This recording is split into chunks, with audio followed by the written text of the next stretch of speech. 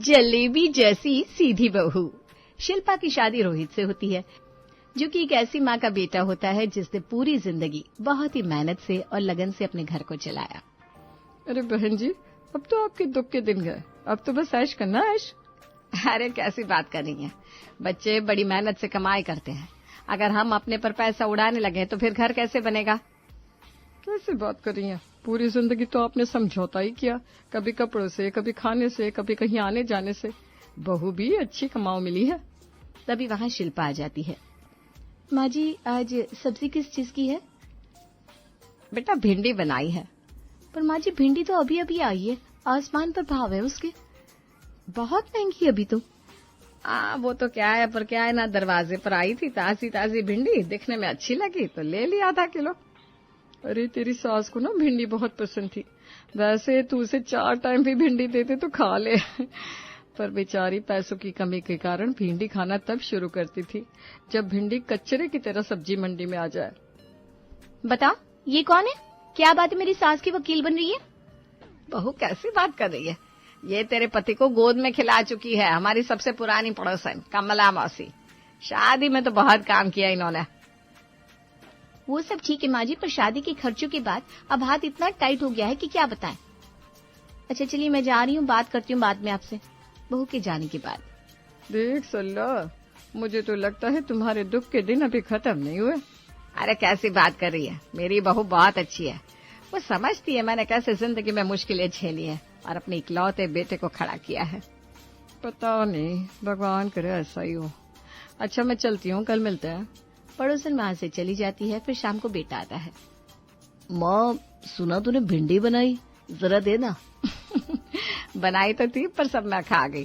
वो क्या है ना, एक बार खाना शुरू हुआ तो रोक ही नहीं पाई खुद को। माँ ये तो कोई बात नहीं है, जब मुझे फोन पर शिल्पा ने बताया कि तूने भिंडी बनाई है तो मैंने तो पूरा भिंडी का मूड बना लिया था। अब मैं नहीं जानता, तू मुझे ला कर दे कहीं से भी। अरे अब वो दिन गए बेटा, जब मैं तेरे लिए खाना रखकर खुद भूखी रह जाती थी। अब तो मुझे पता है मेरे बेटे को भूख लगी है तो बाहर से कुछ भी मंगाने लायक हो चुका है। मैं चली सोने, कल की कल देखेंगे, गुड नाइट। ये बोलकर वो वहां से चली जाती है। कैसी है तुम्हारी माँ? थोड़ी सब्जी रख दी होती तो क्या चला जाता उनका। माँ और भिंडी रख दे, बहुत बड़ी बात है। चलो छोड़ो, तुम नहीं समझोगे। जाओ जाकर कुछ खाना बनाओ और लेकर आओ, बहुत भूख लग रही है। शिल्पा रसोई में जाती है और रसोई से अपनी माँ को फोन करती है।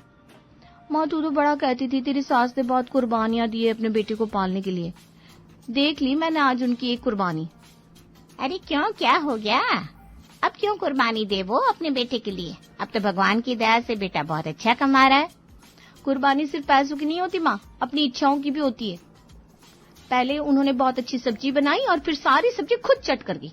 जब इन्होंने मांगा तो कहने लगी, वो जमाने गए जब तेरे लिए खाना रखती थी और खुद भूखी सो जाती थी। माँ शिल्पा की बात सुनकर हंसने लगती है। सही तो कह रही है।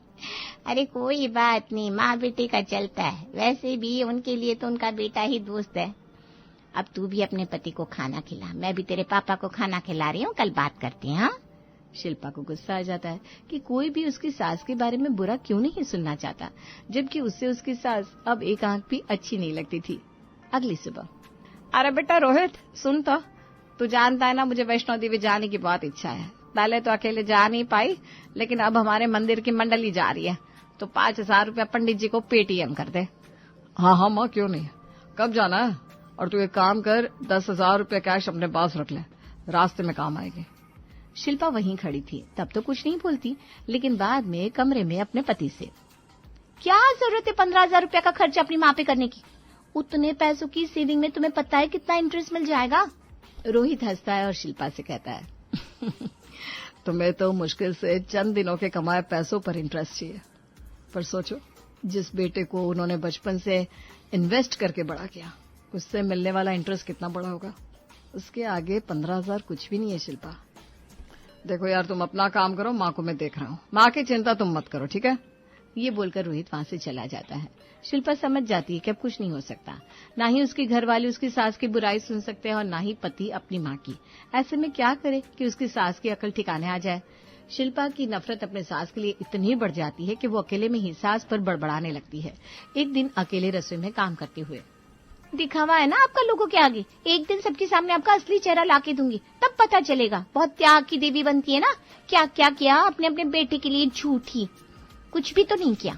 शिल्पा बड़बड़ा रही होती है, तभी वहाँ सास आ जाती है। अरे शिल्पा, किसके त्याग की बात कर रही है? क्या हो गया? अकेले में क्यों बड़बड़ा रही है? शिल्पा सास को देखकर हक्का बक्का रह जाती है। उसको लगता है कि शायद सास ने सब सुन लिया। अरे नहीं कुछ नहीं, मैं बस ऐसी वो।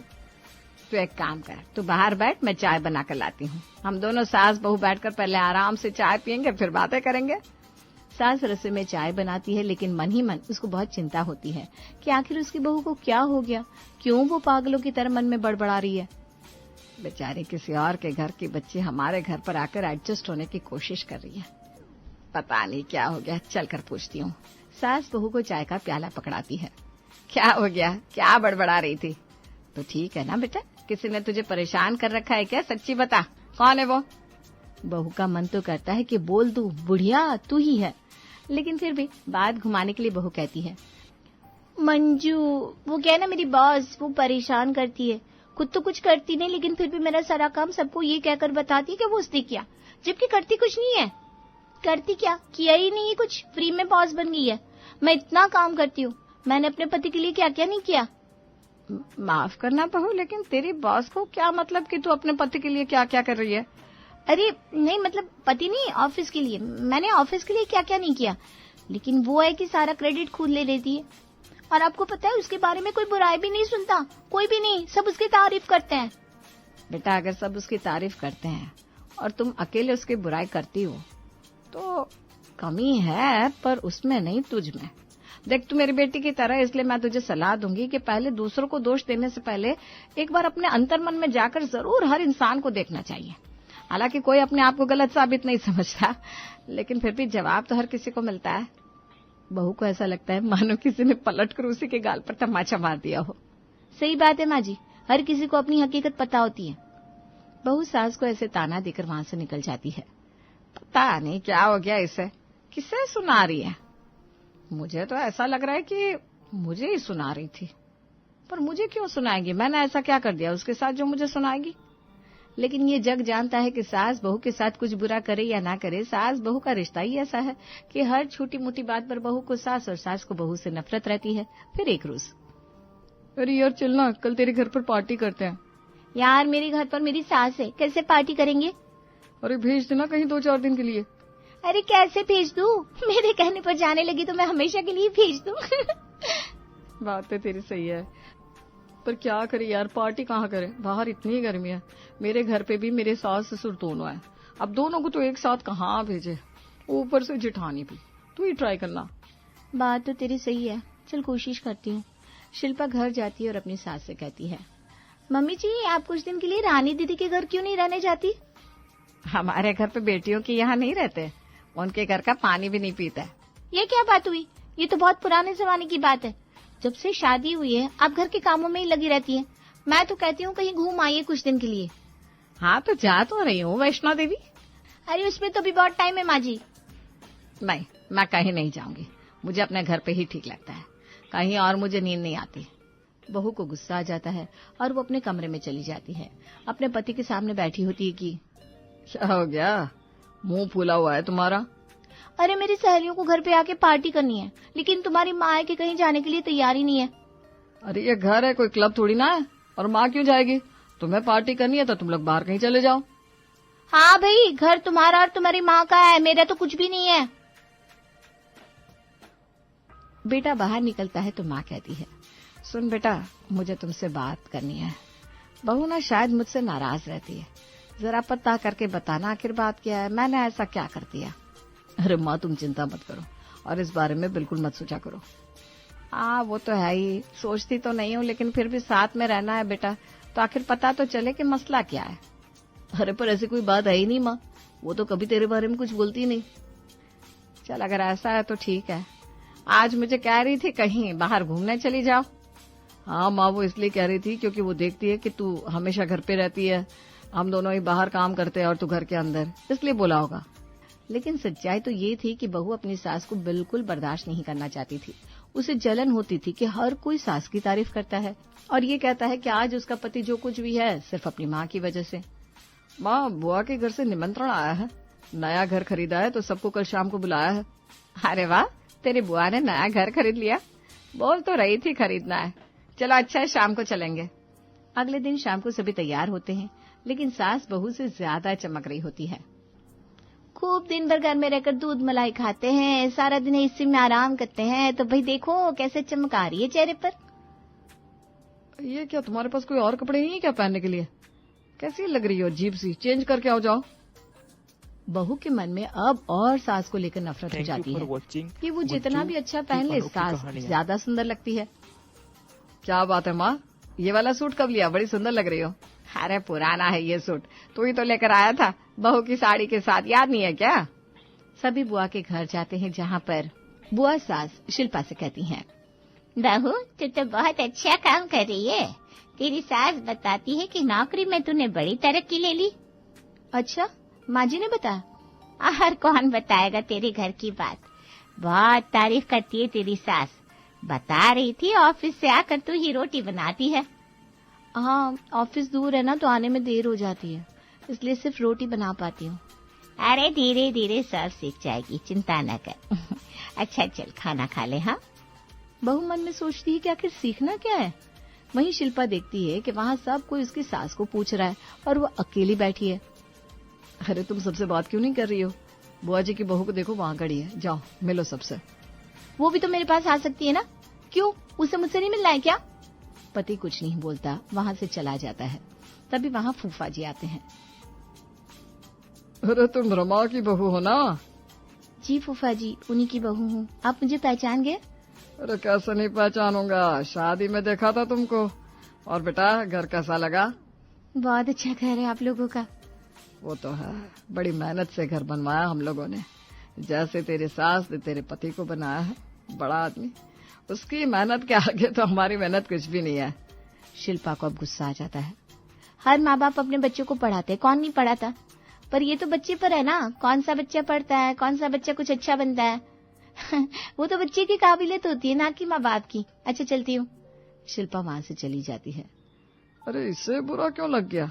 सास की तारीफ कर दी इसलिए, लेकिन इसे क्या पता कि उसका पति कैसे इतना बड़ा आदमी बना। सास अब जो भी काम बोलती, शिल्पा उसमें कोई ना कोई मिनमेक लगा देती। शिल्पा सामने से तो कुछ बुरा नहीं करती, लेकिन पीछे से जलेबी की तरह हर काम गोल गोल कर देती। एक रोज, मैं क्या कह रही हूँ, कल रानी बिटिया आ रही है, रक्षाबंधन है ना, तो उसको क्या लेना देना है, क्या खाना बनाना है, ये सब बता तो मैं इंतजाम कर दूं। शिल्पा मन में सोचती है, बेटे के लिए तो सारे इंतजाम कर लूंगी, लेकिन पैसा कहाँ से आएगा? माँ जी वो क्या है ना, जो है वही बना देंगे, और लेन देन का क्या है, मेरे पास एक साड़ी रखी है, दे दूंगी। पहली बार शादी के बाद ननद घर आ रही है, कुछ तो अच्छा देंगे बेटा। एक साड़ी के साथ कुछ नहीं तो कान के झुमके ही लगा देना। सोने के झुमके? हाँ, वो क्या है ना, शादी में तो कुछ दिया नहीं था उसको, तो सोच रही हूँ शादी के बाद आएगी तो दे दूंगी।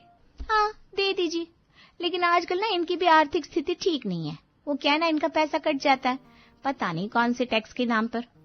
ननद घर आती है तो घर पे वही आलू की सब्जी और पूरी बनी होती है। क्या है माँ, कुछ तो अच्छा बना लेती, पता था मैं आ रही हूँ तो भी।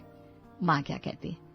हाँ पता तो था, पर अभी तो थक कर आई है ना, शाम को बनाऊंगी तेरी फेवरेट पनीर की सब्जी। भाई को फोन कर देती हूँ, पनीर लेता हुआ आ जाएगा।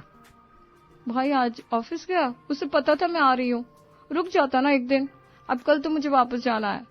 तभी वहाँ शिल्पा आती है।